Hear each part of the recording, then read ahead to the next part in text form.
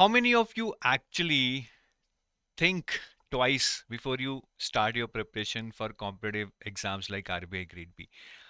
और जब मैं think twice कह रहा हूँ, that's just a metaphor where I want to sensitize you, ask you कि यार आप कितना डेप्थ में सोच के डिसाइड करते हैं कि मुझे एग्जाम देना है और किन किन फैक्टर्स को कंसिडर करते हैं. मोस्टली लोग सिर्फ सैलरी, प्रमोशंस, रिस्पेक्ट देकर इट्स लाइक कि ठीक है आरबीआई देना है क्योंकि आरबीआई में बहुत अच्छी सैलरी है, ग्रोथ है, रिस्पेक्ट है. ये चीजें सुनकर हम कमिट कर लेते हैं कि हम आरबीआई देंगे या मेरा कोई दोस्त कर रहा है हम आरबीआई देंगे. बट उसके पीछे क्या क्या और ऐसी तकलीफें आपको सहनी पड़ सकती हैं जब आप तैयारी शुरू करेंगे, अगर आप पहले ही उसका थोड़ा जायजा ले लें, आप पहले ही उसको थोड़ा सा समझ लें, I think you will be able to make a better decision. So ये वीडियो में यही बताने वाला हूं कि काफी बार हमें गलत माइंडसेट से आरबीआई जैसे कॉम्पिटिटिव एग्जाम की तैयारी शुरू कर देते हैं before knowing the harsh realities of these kind of exams. तो वो आपको पता होनी चाहिए ताकि आप सिर्फ एक एंगल से ना देखो कि क्या मिलने वाला है, बट दूसरे एंगल से भी देखो कि उसको लेने के लिए मुझे क्या क्या करना पड़ेगा, किस तरह का मुझे कमिटमेंट देना पड़ेगा, so that you are able to make a better decision. और अगर आप आरबीआई के लिए नए हैं, मैं आपको आगे जाने से पहले आरबीआई मैनेजर की गाइड बुक के बारे में बताना चाहूंगा, which is available for free of cost at zero cost. The link to download this is given in the description of this video. इस गाइड बुक में आपको आरबीआई से रिलेटेड सारी इंफॉर्मेशन मिलेगी. सैलरी कितनी है, डिपार्टमेंट्स कितने होते हैं, प्रमोशन कैसे होती है, हायरार्की क्या है, ऑफिसेज कहाँ कहाँ है, सारी इंफॉर्मेशन मिलेगी. और प्रिपरेशन से रिलेटेड आपको प्रीवियस ईयर क्वेश्चंस मिल जाएंगे, पूरा सिलेबस अच्छे से डिकोड करके मिल जाएगा, और फ्री लिस्ट ऑफ रिसोर्सेज भी मिल जाएगी जो आप अपनी सेल्फ प्रिपरेशन में यूज कर सकते हैं. तो आज ही इसको डाउनलोड कीजिए at zero cost. Again you can download it through the link given in the description of this video. अब सबसे पहले तो वो लोग आरबीआई की तैयारी ना करें who wants to take RBI just as a backup plan. I am not against कि आप इसको बैकअप प्लान मत बनाइए. बहुत सारे लोग हर साल आरबीआई को बैकअप प्लान बना के चलते हैं और एग्जाम क्लियर भी करते हैं. बहुत सारे यूपीएससी वाले भी लोग हैं. But don't make it just a backup plan. मतलब जस्ट अ बैकअप प्लान के हम कर तो मेन एग्जाम की तैयारी रहे हैं, या जैसे ही नोटिफिकेशन अनाउंस हुआ हमने बोला कि यार हम आरबीआई भी दे देते हैं क्योंकि मैंने बैंकिंग पढ़ रखा है, मैंने वो पढ़ रखा है. But RBI is a different exam. Don't assume too many things कि अगर मैंने बैंकिंग की तैयारी कर रखी है तो मैं आरबीआई आसानी से कर लूंगा, या मैंने एमबीए की तैयारी कर रखी है तो मैं फेज वन तो आसानी से कर लूंगा. फेज टू कौन करेगा भाई? एसएससी कर रखा है तो फेज वन मैंने पढ़ रखा है. आरबीआई का लेवल एसएससी से बहुत अलग है. So don't assume these kind of things. ठीक है, and don't just make it a backup plan के ठीक है इसको भी दे देते हैं चार एग्जाम की तरह. RBI will never reward people who take RBI just as a backup plan. It will always reward people who consciously decide and prepare for exams like RBI Grade B. तो ये बहुत जरूरी है कि आप इसको अगर अच्छे से प्रिपेयर कर सकते हैं, though as a backup plan, but don't do it just as a backup plan के बस करना था तो कर लिया, बट करते हुए ही पता है कि इसमें मेरा नहीं होगा, क्योंकि इतना आसान एग्जाम नहीं है और ये तुक्के से नहीं निकलने वाला है. फिर काफी लोग होते हैं जो आरबीआई की तैयारी करने के लिए बस वेट करते रहते हैं. किसकी? परफेक्ट टाइम की. परफेक्ट टाइम क्या?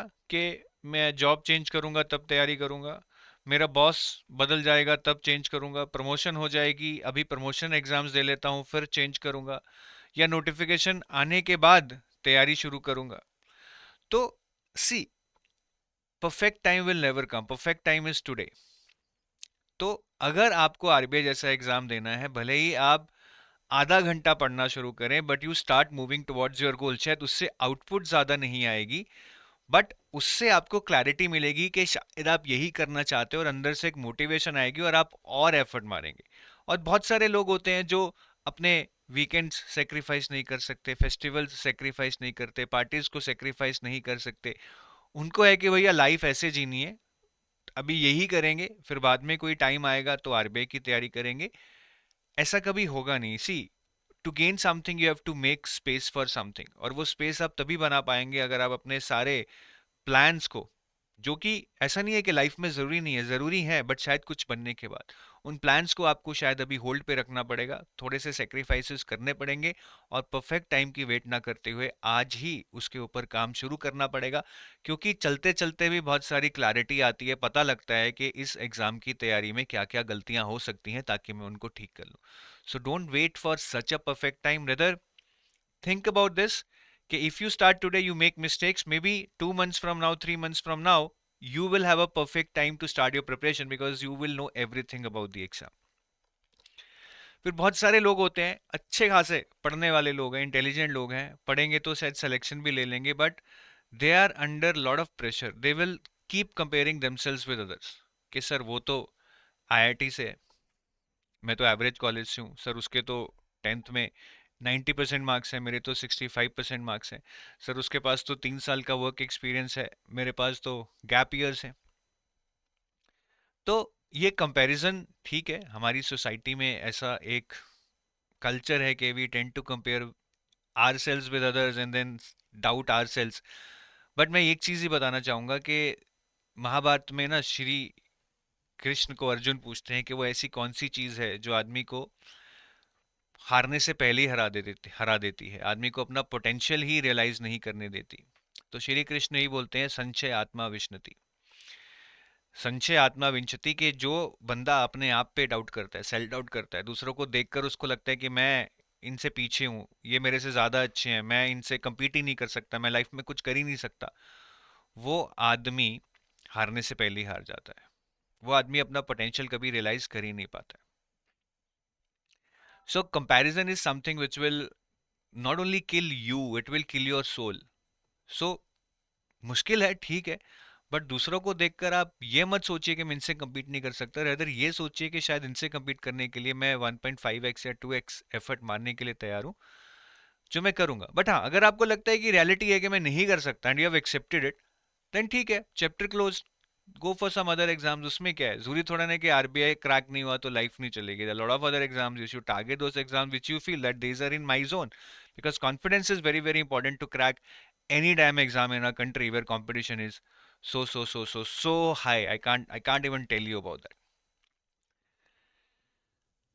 तो नेक्स्ट सेट ऑफ एस्पिरेंट्स जिनको ये गारंटी चाहिए कि सर बस इस अटेम्प्ट में मेरी जॉब लग जाए, बस इस अटेम्प्ट में मैं 6 महीने तैयारी करूं, मेरा फर्स्ट अटेम्प्ट है और इस अटेम्प्ट में मुझे किसी ना किसी तरह क्लियर करना है और मेरी जॉब लगनी ही चाहिए, दिस इज माई एस्पिरेशन. ये एस्पिरेशन रखना बुरा नहीं है, ऐसा ही माइंडसेट होना चाहिए, there is nothing wrong about that, but वैसा एफर्ट भी होना चाहिए.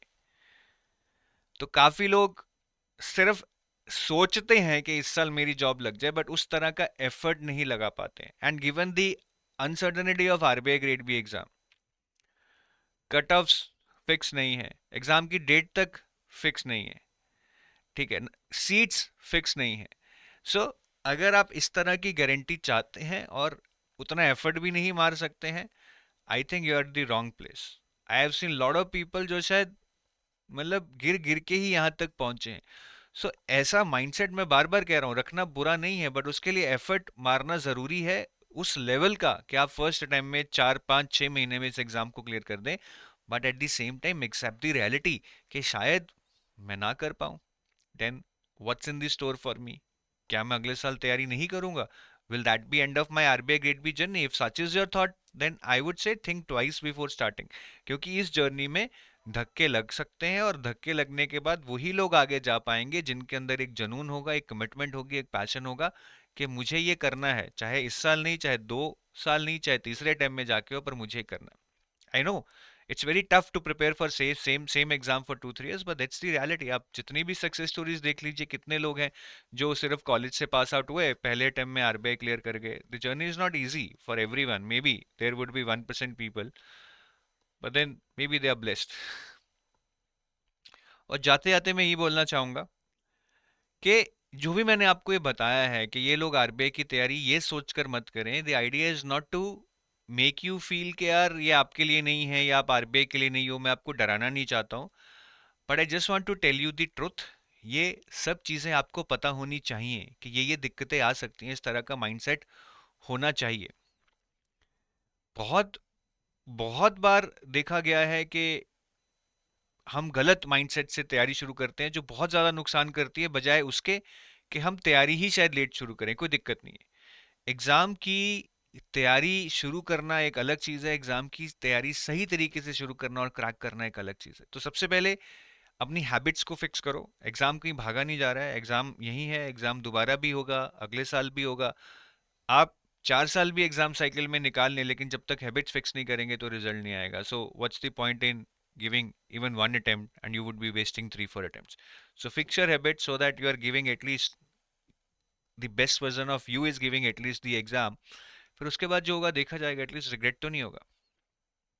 तो ये बहुत बहुत ज़रूरी है कि आप इन चीज़ों को ध्यान दें तभी आगे बढ़ें, rather than just blindly following कि यार सैलरी अच्छी है, प्रमोशन अच्छी है, रिस्पेक्ट अच्छी है, इसकी तैयारी कर लेता हूँ. ऐसे एग्ज़ाम क्रैक नहीं होगा. बस एक विश आपके मन में जाग जाएगी, आप उसके लिए एफर्ट मार लोगे, बट रिजल्ट कुछ भी नहीं मिलने वाला है.